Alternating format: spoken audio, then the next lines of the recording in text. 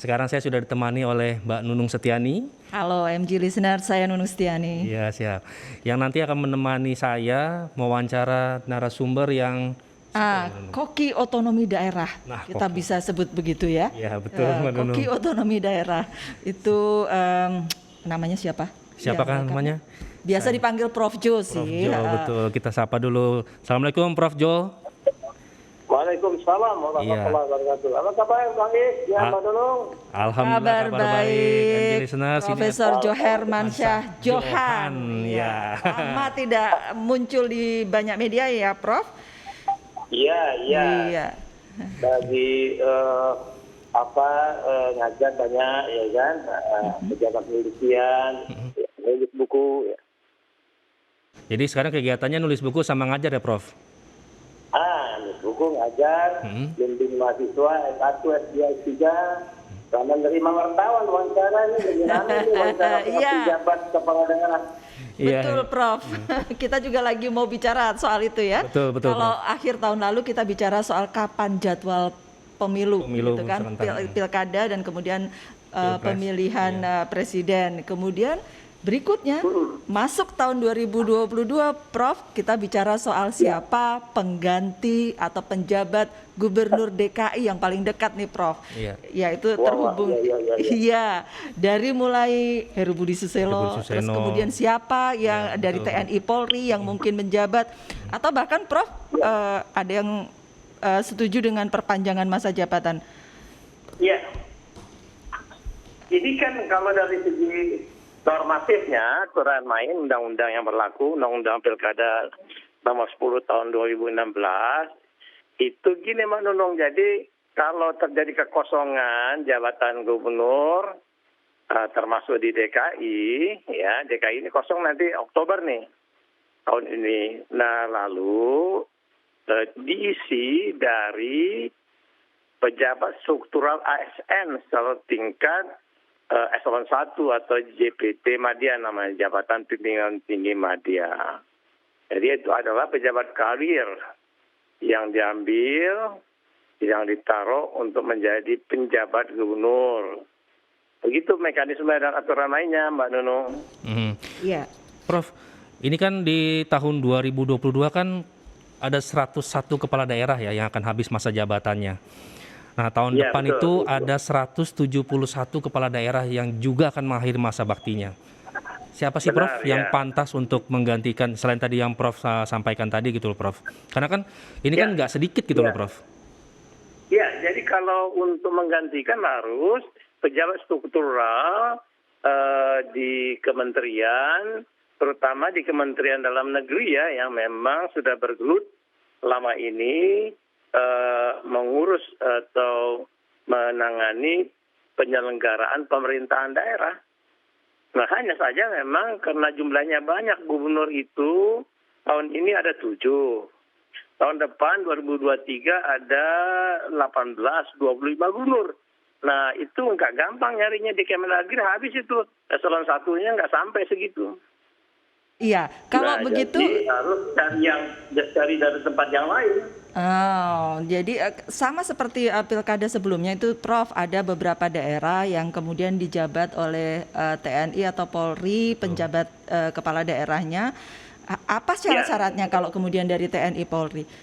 Apakah mereka harus dikaryakan dulu di sebuah lembaga departemen tertentu atau bagaimana? Ya, dulu prakteknya begitu, dicangkokkan dulu dia, ditaruh dulu di kementerian atau lembaga non-kementerian memegang jabatan struktural ASN. Ya, jadi dia nggak boleh kalau di kementerian yang tidak ada jabatan struktural ASN, misalnya di Mabes TNI langsung taruh kan, nah atau di Kasat, di Mabes AD gitu ya, TNI AD. Nggak bisa.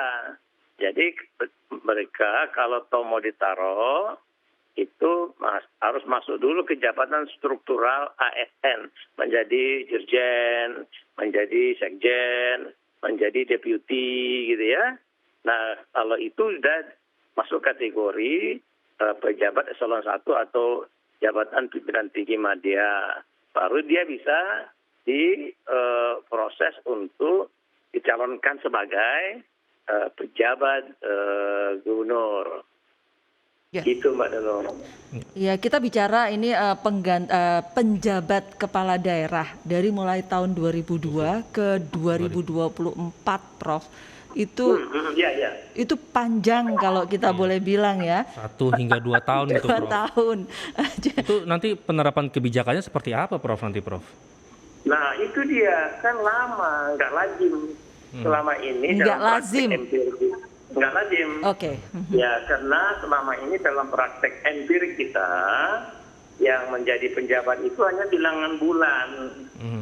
Jadi sebulan, 2 bulan, 3 bulan, 4 bulan. Misalnya saya Mbak Nunung ya, Mas Is ya. Iya. Saya pernah menjadi penjabat Gubernur Riau. Iya. Nah, 2013 bulan November sampai bulan Februari tahun 2014, 4 bulan saya menjadi PJ Gubernur Riau. Iya. Dan saya waktu itu menjadi Dirjen Otonomi Daerah. Jadi kan pendek. Dan kenapa kok harus diangkat PJ? Karena masa jabatannya gubernur dan wakil gubernur habis ya, seperti yang sekarang kan habis nih. Terus kemudian waktu di Riau kasusnya pilkada putaran kedua belum selesai. Jadi kemudian kosong kan, harus diangkat dari pejabat struktural ASN. Nah, kalau sekarang waktunya sangat lama. Yeah. Nah, dan bukan hanya soal waktu. Yang paling rumit itu adalah di 2024 itu ada pileg, ada pilpres, ada pilkada serentak nasional. Betul. Ini tantangannya berat kan? Yeah. Apalagi kalau nanti pejabat kepala daerah dari ASN itu tidak netral. Ya, berafiliasi ke partai pula kan. Nah, itu jadi terganggu namanya kualitas demokrasi elektoral kita. Nah, itu bahaya. Oke, terus pendapat Prof Jo, kalau begitu posisinya? Ya, jadi kalau misalnya tidak mudah menjadi pejabat ASN dan jumlahnya kan banyak 272 orang. Iya betul ya, Prof. 29. Nah, waktunya lama. Bisa 1 tahun, 2 tahun, bahkan bisa sampai 3 tahun. Lalu ada tantangan yang berat. Apa tantangannya? Tahun politik. Ya. Tahun pemilu. Ini tahun politik aja sekarang kan udah masuk ya. Betul, ya. betul. Ya. Mungkin bukan sekarang aja, Prof, dari tahun lalu kali ya, Prof, tahun politik, Prof. Sudah rame. Sudah rame ya. Pilpres, apalagi nanti ditambah dengan 541 daerah akan berpilkada tahun 2024. Itu berarti 542 itu udah mulai rame, tahun mundur atau 2 tahun mundur ke belakang kan? Iya. Ya. Nah, sekarang kan baru rame ya, pilpres. Ya. Sebentar lagi pilgub rame. Ya, pilgub pemilihan bupati rame juga. Nah, pemilihan wali kota juga jumlahnya nggak tanggung-tanggung karena serentak nasional jumlah kontestasi itu 541 daerah otonom kecuali Yogyakarta. Gubernur DKI tidak lewat jalur pemilihan langsung gitu. Bayangin, belum pernah dalam sejarah kita, ya sejarah pemilihan daerah kita dilakukan pemilihan serentak nasional seperti ini. Belum lagi kalau terjadi kekacauan, ya. Nah, belum lagi kalau PJ-nya ada kepemisakan. Kalau dari ASN kan ada kecenderungan juga. Gitu. ASN itu kena politisasi rasanya. Politisasi birokrasi. Oke. Nah, dulu jadi zaman harus ada cara-cara. Ya, ada cara-cara bagaimana cara yang bisa dilakukan? Ada 2 alternatif. Ya, satu yaitu dengan melakukan seleksi yang kalau kita pakai model pengangkatan PJ dari ASN, PJ kepala daerah dari ASN, diseleksi ketat, integritasnya, kompetensinya, keberpihakannya, netralitasnya, gitu ya. Kemudian juga kecakapan dan kemahirannya, kemampuannya memimpin pemerintahan daerah, apalagi ada COVID yang juga belum selesai, ada pemulihan ekonomi nasional yang juga harus kita lakukan kan di tingkat lokal, pemulihan ekonomi lokal. Ya, itu kan tantangan yang tidak gampang itu. Nah, jadi harus ada seleksi. Nah, salah satu alternatifnya seleksi orang itu, jadi tidak main tunjuk-tunjuk, angkat-angkat. Nanti itu bisa. Ya, nah yang menunjuk siapa, Prof? Halo, Prof Jo? Halo, Prof Jo? Tampaknya kita harus coba lagi sambung lagi ya nanti ya. Jadi kita memang luar biasa ini pemilu 2024 ini, ada pemilihan legislatif itu di pusat dan daerah, kemudian pilkada serentak, ada pilpres juga. Belum nanti pilpres itu ada putaran pertama, kemungkinan bisa dua putaran. Kemudian kalau kita bicara lagi sengketa pemilunya, nah itu dia, sudah luar biasa kita beratnya untuk tahun 2024. Jadi kalau saya baca di beberapa artikel ya, itu Prof Jo ini tampaknya sempat menyarankan untuk memperpanjang. Salah satu alternatif adalah memperpanjang masa jabatan. Ya, menurut Prof Jo waktu itu disebutkan udah pernah kok gitu, sudah pernah di Yogyakarta. Kita coba lagi, Prof Jo. Prof Jo. Ya, mohon maaf terputus, Prof. Saya ulang sebentar ya, Prof. Yang pertama adalah seleksi dari para PJ ini. Seleksi kecakapan para PJ. Nah, tadi saya sudah sempat singgung dengan Iskandar nih, Prof. Saya baca di artikel Prof Jo juga sempat menyarankan untuk sudah perpanjang saja masa jabatan. Is it possible? Ya. Memang kalau yang lebih demokratis dan lebih aman serta lebih menjamin kontinuitas pembangunan dan penyelenggaraan pemerintahan daerah, itu perpanjang saja masa jabatan. Demokratisnya ya, Mbak Nono. Kalau kepala daerah yang sedang menjabat kita perpanjang tahun, 2 tahun atau hampir 3 tahun, mereka itu legitimate, punya legitimasi kan, karena hasil pilihan rakyat di daerah itu 5 tahun yang lalu, ya, atau 10 tahun yang lalu. Jadi ya 5 tahun yang lalu. Jadi mereka punya legitimasi. Banding dengan PJ kepala daerah dari ASN, itu kan appointed, pengangkatan, tidak eleksi, tidak dipilih, diangkat, ya, dari PNS. Itu demokrasi menjadi lenyap, ya kan? Padahal kita berotonomi daerah ini untuk memperdalam dan memperkuat demokrasi lokal. Jadi itu pengangkatan PJ dari ASN yang waktunya lama itu semangatnya tidak cocok dengan semangat pengembangan demokrasi, pendalaman demokrasi. Nah, kalau tadi kita angkat saja atau kita perpanjang saja, maksud saya, dari kepala daerah sedang menjabat di 272 daerah itu, maka itu lebih demokratis, terjamin karena dia berasal dari hasil pilihan rakyat 5 tahun yang lalu. Oke? Yang kedua, lebih aman. Lebih amannya ini dia tidak ada titipan-titipan, boncengan-boncengan dari kepentingan kepentingan kekuatan politik tertentu. Ya. Titipannya sudah pasti begitu ya, Prof, dari awal karena dia dari partai politik begitu. Ya, karena dia sudah. Jadi itu juga membuat beragamnya. Jadi ada orang Nasdem, orang Demokrat, orang PKS, orang PDIP kan, orang Golkar yang menjabat sebagai kepala daerah dari segi partai yang mengusung dan mendukungnya kan. Kalau nanti diangkat dari PJSN, itu khawatirnya ada tidak amannya karena ada interest politik dari kekuatan politik yang sedang berkuasa. Nah, padahal ini akan memenangkan pemilu dan pemilunya, pileknya, pilpresnya ketat. Karena presidennya habis 2 periode. Nah, orang akan all out, ya to be or not to be. Ya kan, itu otomatis partaiku harus menang kan gitu. Nah, PJ itu akan bisa terganggu dia punya netralitas. Nah, Prof, potensi besar. Nah, Prof, Ya, jika opsi terbaiknya adalah memperpanjang masa jabatan kepala daerah hingga Pilkada serentak 2024 itu konsekuensi aturannya seperti apa, Prof? nah, konsekuensinya adalah kita cuman revisi Undang-Undang Pilkada nomor 10 2016, yaitu pasal 201 ayat 9, 10, 11.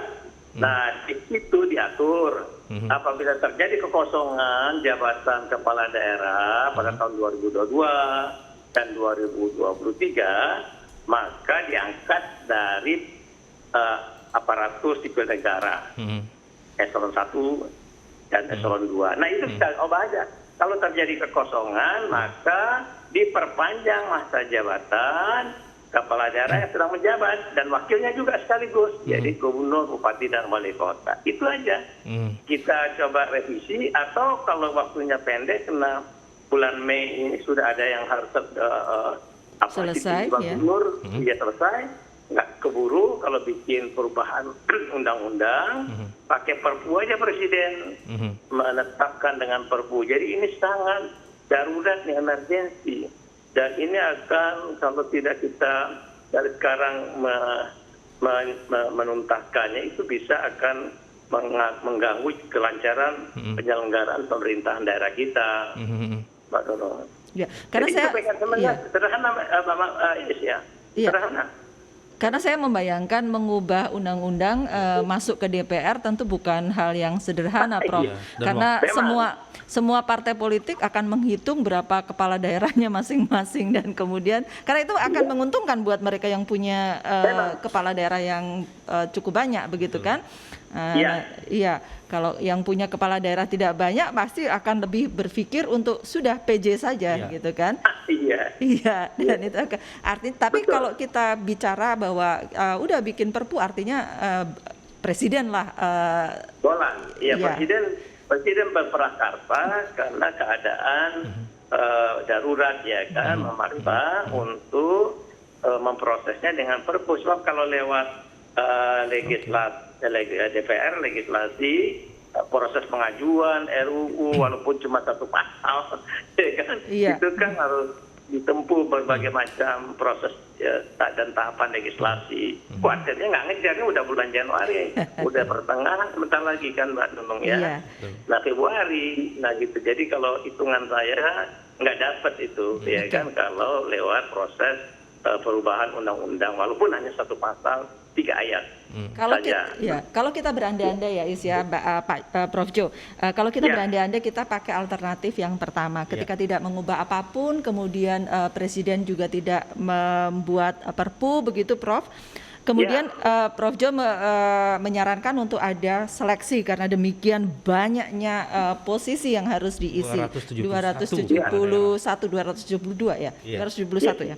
Nah, 272. Nah, kalau kemudian harus diadakan seleksi, siapa panitianya, bagaimana caranya, begitu Prof? Ada pandangan, Prof? Iya, jadi kita kan belum pernah melakukan praktek itu selama ini. Hanya biasanya kalau ada pengangkatan PJ kepala daerah dari ASN, itu pada level PJ gubernur, prosesnya internal Kemendagri, lapor ke Presiden, lalu diterbitkan Kepres. Nah, tidak ada seleksi, itu hanya wisdomnya Mendagri ya. Nah, siapa yang mau dipilih terserah oleh Mendagri, apakah Dirjen Oda, Dirjen Bangpol gitu ya. Nah, itu terserah beliau praktek selama ini. Kalau di daerah diusulkan oleh gubernur dan kepala dinas ABC, terserah oleh gubernur siapa yang diusulkan 3 nama itu, lalu kemudian diproses di pusat untuk ditetapkan 1 nama. Baik. Nah, Prof, sekarang harus ada pansel. Oh ya, Prof Jo. Ada pansel ya. Pansel ya, Prof. Ya. Baik, Prof Jo. Masih tersambung, Prof? Halo, Prof. Ya, halo, ya. Ya. Tadi kita bicara soal pansel ya, Iya, Prof. betul, Prof.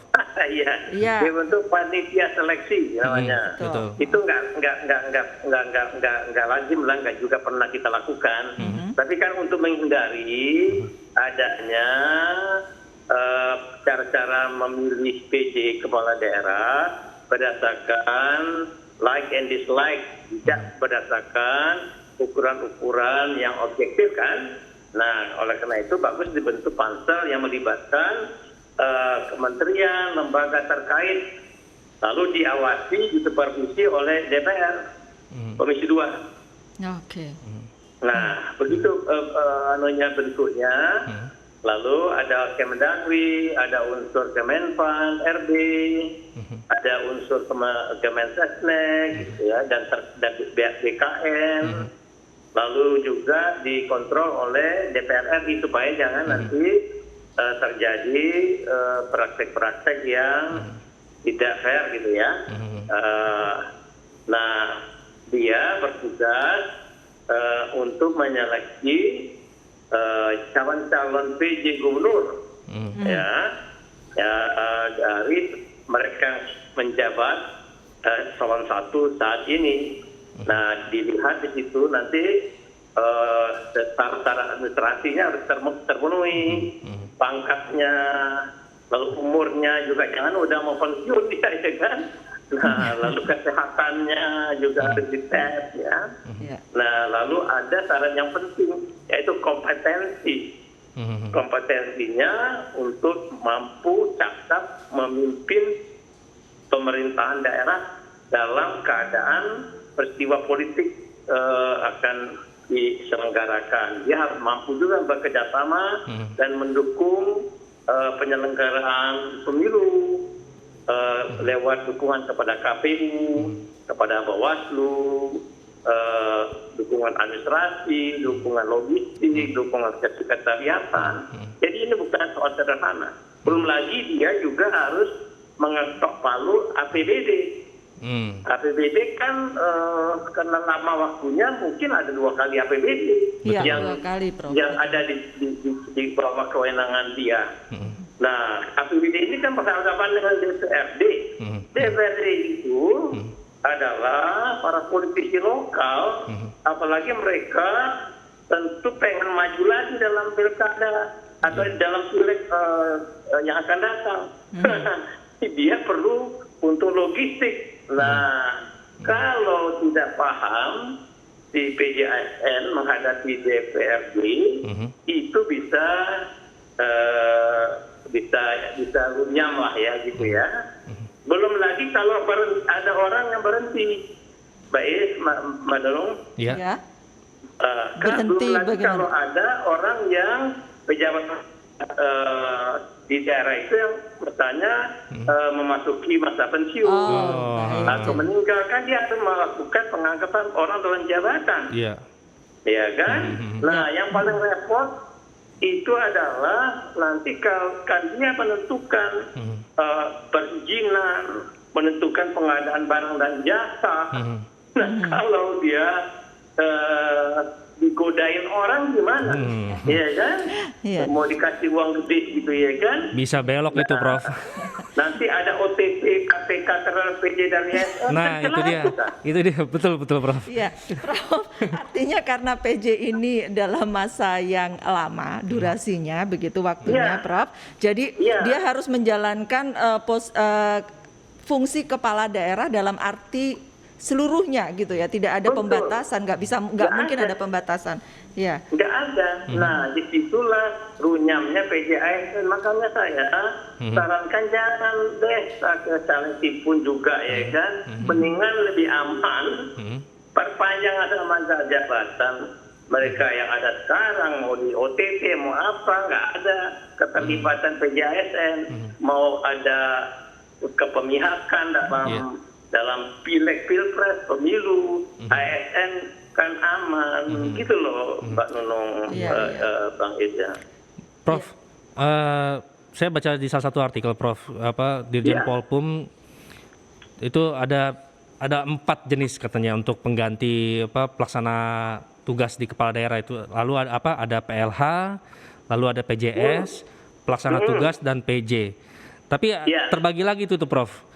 Di mana PLH dan PJS itu tidak memiliki kewenangan penuh, sedangkan PLT dan PJ memiliki kewenangan penuh. Nah, siapa yang di PLT dan PJ dan siapa yang di PJS dan PLH? Nah, jadi kalau PLH itu adalah sekda yang menjadi PLH gubernur atau PLH bupati wali kota. Dia hanya bilangan hari, makanya namanya PLH, pelaksana harian kepala daerah. Nah, paling lama sebulan dia, 30 hari. Nah, yang satu lagi namanya adalah PJS, pejabat sementara. Nah, itu kalau PJS itu dia hanya sementara memangku jabatan kepala daerah karena kepala daerahnya nggak kosong, tapi kepala daerahnya hanya berhalangan sementara. Misalnya apa halangan sementara? Karena dia lagi ikut kampanye pilkada. Dua-duanya orang nomor 1, nomor 2 ikut kampanye pilkada kan kosong jabatannya itu Iya, betul. Nah, jadi diangkatlah oleh pemerintah pusat dari PNS atau salah satu untuk menjadi PJS gubernur. Di DKI dulu begitu tuh zaman Gubernur Ahok kan? Iya betul, Pak Sumarno. Pak Sumarsono betul. Yang menjadi PJS. Nah, setelah cuti kampanye selesai, Ahok balik lagi jadi gubernur, ya kan? Betul. Nah, itu kan nggak kosong, tapi berhalangan sementara. Nah, kalau PJ penjabatnya misalnya atau caretaker kalau bahasa teorinya atau acting kepala daerah bahasa teorinya itu dia karena ada kekosongan ini orang nggak balik lagi, ya kan? Ini Gubernur Anies nih habis nih Oktober nggak balik lagi, habis, ya kan? Nah sampai 2024 nggak ada yang ngurus DKI kalau nggak dipimpin oleh seorang yang namanya caretaker, ya kan? Nah itulah dia bedanya. Dia punya kewenangan, walaupun kewenangannya itu sebetulnya juga kalau dalam aturan main harus minta persetujuan juga dia dalam hal tertentu, misalnya APBD. Nggak bisa diteken aja, harus lapor juga dulu dia ke pemerintah pusat. Kalau mutasi-mutasi itu juga dia nggak bisa teken-teken, harus ada koordinasi dulu, persetujuan dan sebagainya. Nah satu lagi ya namanya PLT. Iya PLT benar. Nah PLT itu kepanjangannya pelaksana tugas dan wewenang, PLT, pelaksana tugas dan wewenang. Nah biasanya disebut juga dengan cara guyonan itu pejabat lillahi ta'ala. Pejabat lillahi ta'ala ya. Pejabat lillahi ta'ala, PLT. Nah, apa itu? PLT itu adalah wakil kepala daerah yang menjadi kepala daerah melaksanakan tugas dan wewenang sementara karena kepala daerahnya lagi berhalangan. Ya, apakah berhalangan tetap atau berhalangan sementara? Dia PLT kepala daerah sampai dia dikukuhkan menjadi kepala daerah definitif.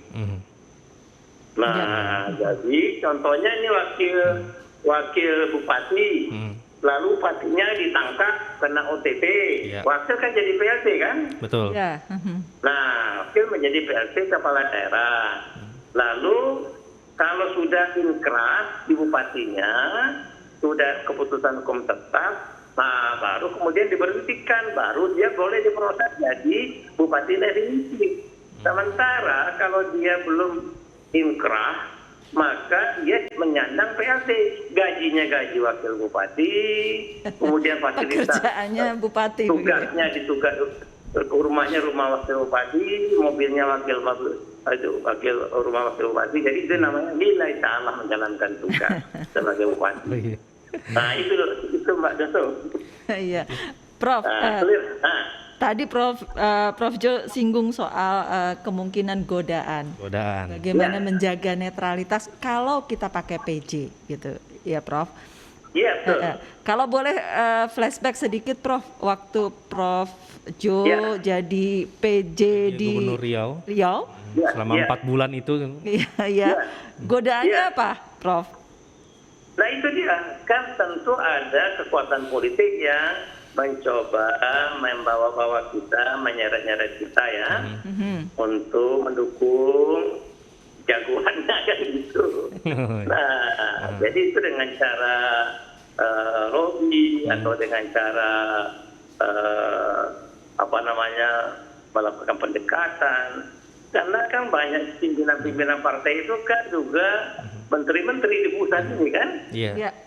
Nah, jadi kalau kita PJ dipanggil sama menteri, yang ketua umum partai gimana? Datang kan?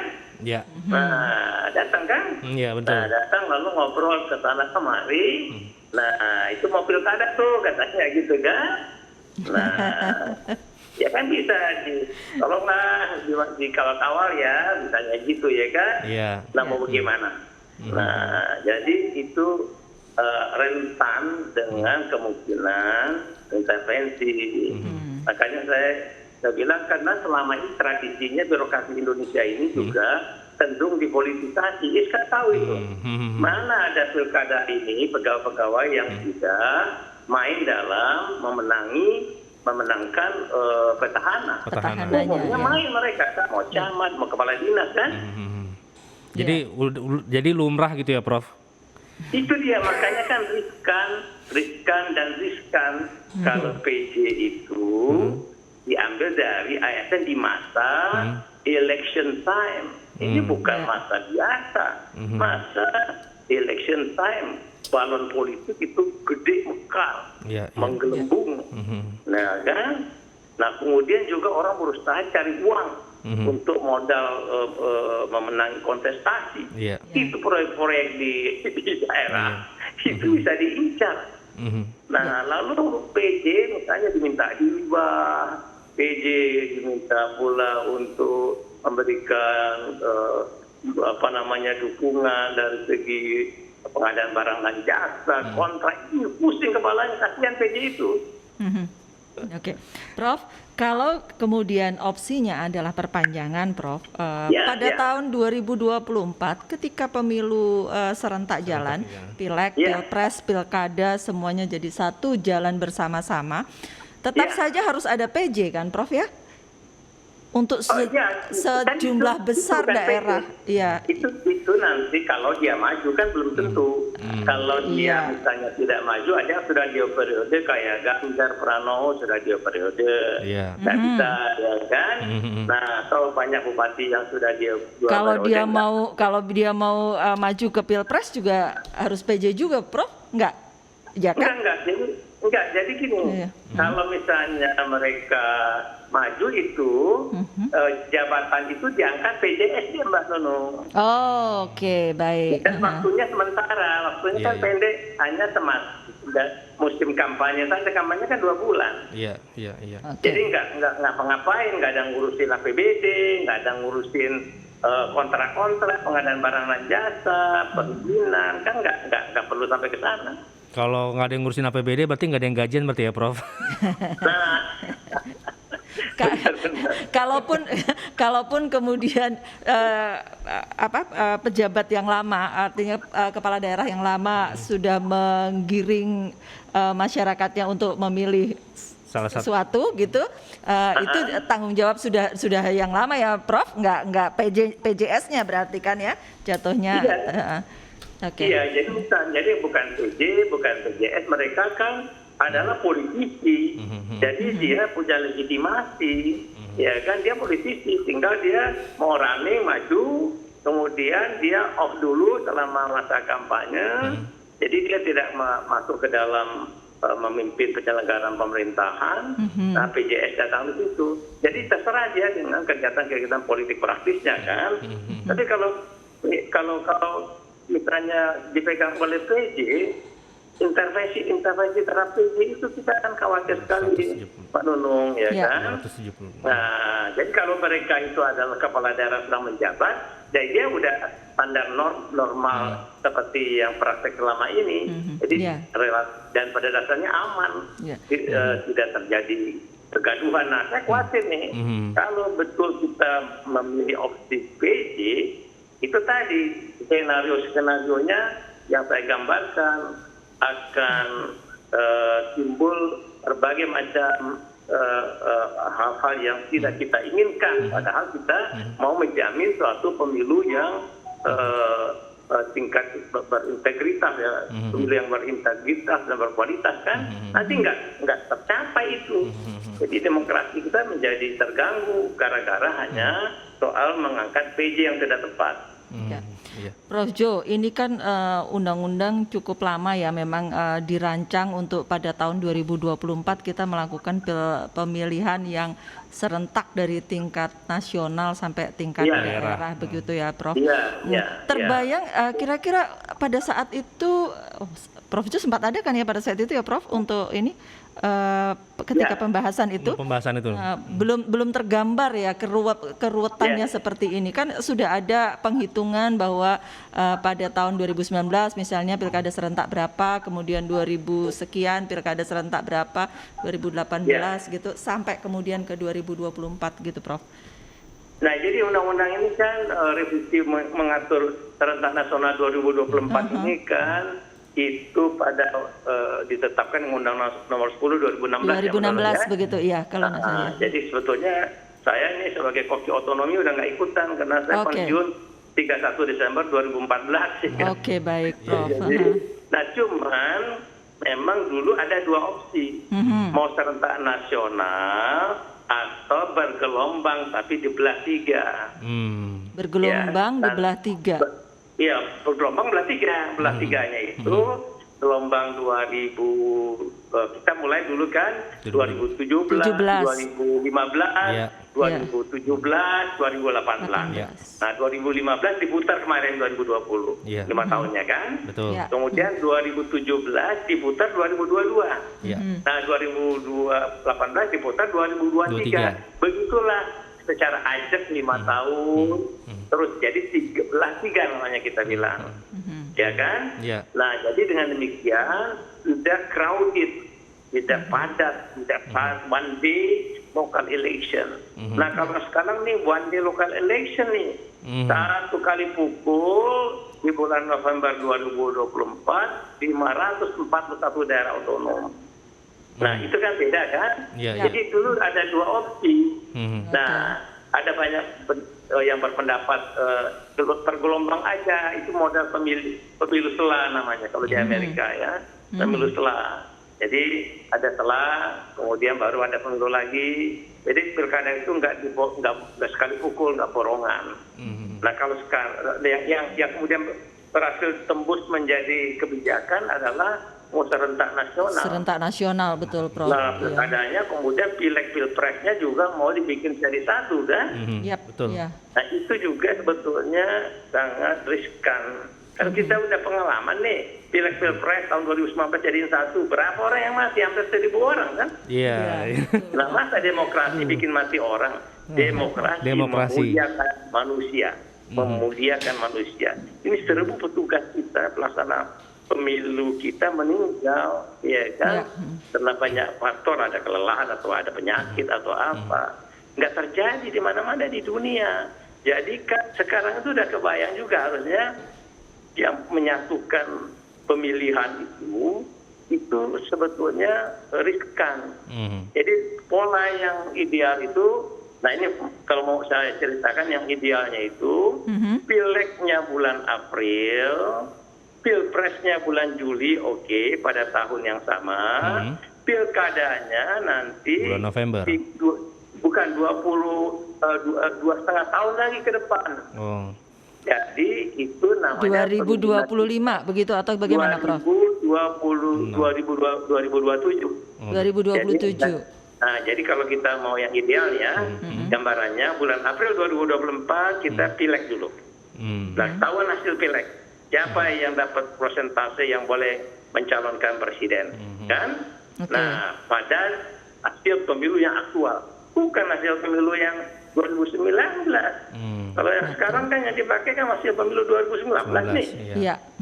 Itu udah ketinggalan dong dari segi pemikiran atau aspirasi politik pemilih. Jadi April 2024 kita pileg. Termasuk situ DPD, DPRD, DPR RI. Kemudian baru bulan Juli pilpres. Kalau ada putaran kedua, baru bulan September putaran kedua. Oktober dilantik. Nah, lalu baru 30 bulan setelah itu kita bikin pemilihan lokal, local election. Pilkada gitu artinya ya. Tahun 2027. Pilkadanya juga kita belah. Jadi ada pemilihan gubernur dulu bulan April 2027. Kemudian bulan Juli baru pemilihan bupati dan wali kota. Begitu, jangan diborong 1 tahun yang sama. Oke, Prof, kalau kemudian banyak. Iya, kalau kemudian pemilihan gubernur misalnya 2027 begitu ya, itu artinya 2022 harus ada pilkada untuk misalnya DKI dan 101 wilayah ini. 101 wilayah. Benar. Jadi tetap putar 2020 putar udah, 2022 putar tetap, 2023 tetap putar. Nah nanti mereka yang 2022 kan stop itu dengan 2027 5 tahun. Nah kalau yang 2023 kan 4 tahun berarti. Nah kalau kita mau serentakkan juga ya, maka dia itu 4 tahun menjabatnya. Nah, lalu kemudian yang 2020 diputar 2025. Nah, lalu kemudian 2027 mereka ikut lagi pilkada dalam waktu masa jabatan pendek hanya 2 tahun. Jadi baru ada penataan di 2027, baru sama dia ke 2032. Di 2032 itu baru semuanya bareng di hari yang sama, tapi pilkada sama pilkada aja. Gitu ya kan. Nah, DPRD-nya digabung sama Pileg sama Pilpres sama DPD RI. Itu ada desain yang dibelah namanya nasional dan local election pada waktu pakai jeda. Tidak main pada tahun yang sama. Banyak pemikiran juga dikembangkan oleh kawan-kawan pemerhati pilkada atau pemilu Indonesia seperti itu desain ya yang diharapkan. Tapi kan sekarang kan kenyataannya undang-undang telah mengatur 2024. Semuanya diberesin di situ. Jadi ada persoalan di situ. Nah, kita cari jalan keluarnya lah yang terbaik. Mau yang mana? Silakan aja.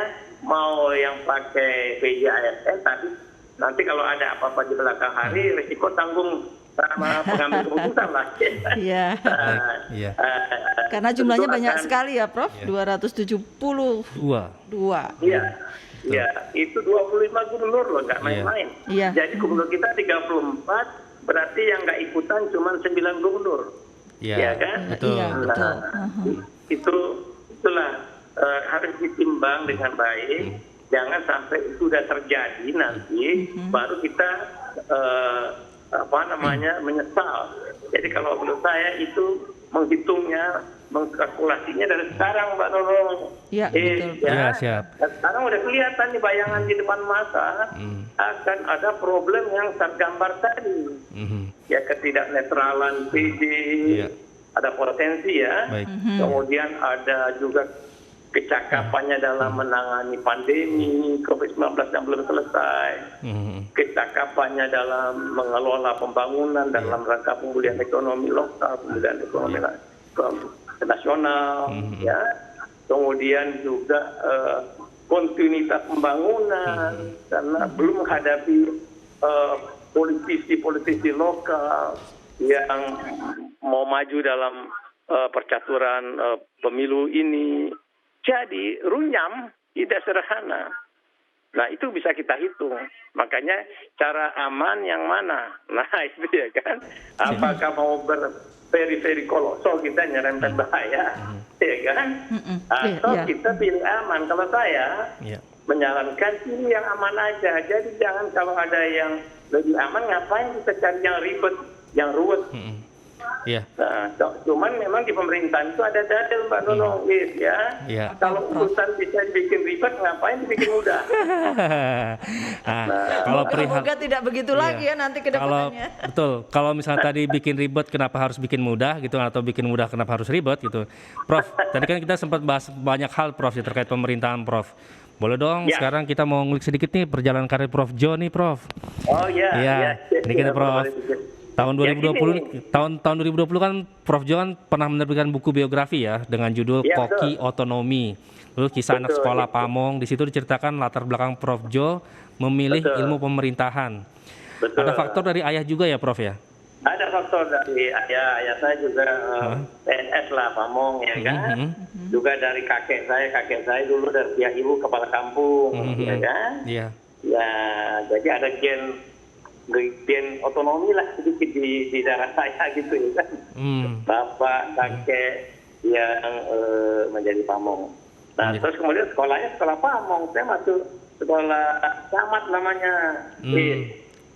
Itu kenapa tertarik dengan sekolah Pamong, Prof?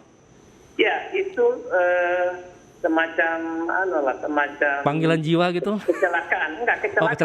Kecelakaan. Jadi saya mestinya masuk akabri kepolisian. Oke. Tapi sudah tes sampai ke Sukabumi, lulus ya kan. Nah, dari DKI Jakarta, saya tembakan di Jakarta. Iya. Nah, lulus pergi ke Sukabumi, tapi kan kemudian diseleksi lagi di Sukabumi yang mau ke Magelang nih, waktu itu masih akabri. Iya. Nah, tahun 74. Nah, jadi ada 2 bis, satu bawa bis ke Magelang yang berangkat lulus, yang satu bis lagi berangkat kembali ke Jakarta yang tidak lulus. Nah, saya nggak lulus masuk polisi itu akabri. Nah, lalu ada teman bapak saya, direktur APDN di Bukit Tinggi, Sumatera Barat. Ketemu sama bapak saya, katanya itu yang masuk akabri itu udah masuk APDN aja lebih hebat. Jadi camat daripada jadi kapolsek. Kapolsek nanti bisa diperintah camat katanya. Oh, polisi. Jadi ini kecelakaan yang menguntungkan begitu ya? Iya, betul. Dan akhirnya saya jadi tukang ngajar polisi. Di Setimpol dan sebagainya. Iya. Jadi berteman polisinya nggak harus jadi polisi ya, Prof. Justru jadi Pamong malah jadi banyak teman polisi ya, Prof. Benar. Ya. Itulah ceritanya. Nah, Prof Jo kan juga pernah merasakan ya di era desentralisasi pemerintahan sejak mungkin zaman Bung Karno, lalu Malang Buana terlibat dalam perumusan sejumlah produk hukum terkait otonomi daerah. Terus kemudian Prof. Jo dilabeli sebagai koki otonomi daerah sejati. Wow. Apa sih yang Prof. Jo perjuangkan dari otonomi daerah, Prof? Nah, gini, koki otonomi itu mungkin karena saya jadi orang yang sejak lama terlibat membuat formula, resep-resep dalam kebijakan otonomi daerah Indonesia. Sejak awal reformasi lah ya. Jadi awal reformasi ada undang-undang otonomi daerah zaman Orde Baru diganti. Kemudian saya ikut di tim yang membuat perumusan undang-undang otonomi daerah yang baru. Waktu itu timnya diketuai oleh Pak Rias Rashid ya. Saya anggota tim itu dengan tim 7. Nah, kemudian sejak itu saya terlibat intensif sekali dalam membuat berbagai macam kebijakan otonomi daerah, otonomi khusus, menangani Aceh, menangani persoalan Papua, Yogyakarta, pemekaran daerah, sampai ke pembentukan undang-undang otonomi daerah yang baru, undang-undang pilkada, yang juga kita perbaiki. Jadi kurang lebih sekitar 25 undang-undang yang terkait dengan otonomi daerah itu saya menjadi kokinya gitu kan. Nah, menjadi ketua panja pemerintah menghadapi DPR RI Komisi 2 di Senayan misalnya gitu ya kan. Nah, kita dengan dasar itu lalu kemudian dianggap ini ada resepnya Prof. nggak nih ya kan gitu ya kan. Kalau ada kasus-kasus dalam otonomi daerah, nah orang nanya resep saya. Nah, saya bilang nih resep saya ini bisa pedas nih, saya bilang ya kan. Bisa juga sedang, bisa juga yang manis. Anda mau yang mana resepnya? Jadi kita kalau yang seleranya pedas kan kita kasih yang pedas lah, ya kan. Nah, Prof, itu misalnya. Dengan sekarang otonomi daerah kan sudah pasca reformasi ya, Prof. Sudah Iman Nunung ya, sudah kita rasakan sampai sekarang lah gitu kan. Nggak jadi buah si malakama, Prof. Dengan adanya otonomi daerah, akhirnya banyak penilaian munculnya raja-raja kecil, Prof. Iya, itu memang salah satu efek negatif dari otonomi daerah. Konsekuensi juga risiko. Jadi ketika kita mendistribusikan, mentransfer sebagian urusan pemerintahan, kewenangan dari pusat kepada daerah, maka daerah itu menjadi semacam republik kecil ya, gitu ya. Jadi dia menjadi republik kecil. Sebetulnya dalam teori demokrasi berwenang membuat peraturan daerah, dia punya anggaran namanya APBD, dia punya birokrasi yang menjalankan urusan pemerintahan, ya. Dia membuat menyelenggarakan mengutar roda pembangunan. Nah, itu ternyata dalam praktek kita yang terjadi karena mungkin mentalitas kerajaan bukan republik kecil, kerajaan kecil. Jadi ada raja-raja kecil yang terbentuk kan. Nah itu di situ faktor kebablasannya. Jadi ada yang perlu dibenahi dari otonomi daerah, Prof, saat ini, Prof? Iya, harusnya gini. Teori otonomi daerah itu jangan terlalu kita genggam erat. Otonomi daerah mati. Jangan pula terlalu kita longgar. Nah, itu otonomi daerah bisa bablas. Nah, jadi itu di filosofi orang kampung saya orang Minang, genggam-genggam anak ayam. Anak ayam udah pernah pegang belum? Nah, udah. Kalau menggenggam anak ayam, kalau kita kencang mati dia lemes dia. Iya benar. Nah, itu otonomi. Kalau terlalu longgar, kabur dia. Kalau kita longgar, lepas dia. Jadi benar. raja dia, jadi raja kecil kabur dia. Jadi itu konsep itu yang kurang. Jadi kita harus cari keseimbangan antara dalam menggenggam kewenangan itu. Jangan main diulur semua. Kewenangan-kewenangan itu kasih aja kepada daerah ya.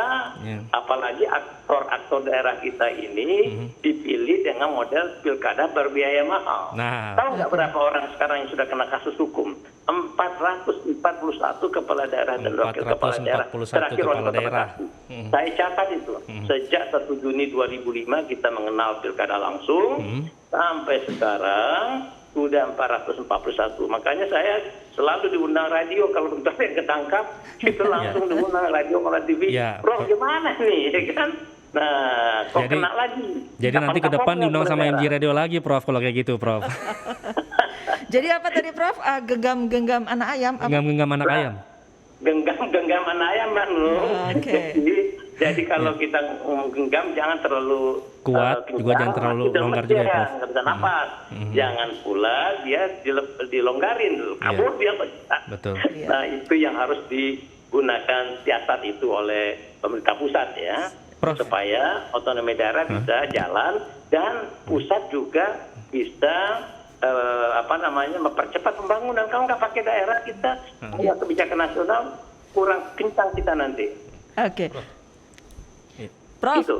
Saya mau tanya ke Koki Oda tapi bukan soal Oda. Iya. Apa tuh? Prof suka masakan apa? Masakan? Ya. Waduh, ini saya konservatif kalau soal makanan ya kan. Kayaknya kalau di Instagram Prof Jo lebih senang makan Padang ya, Prof ya.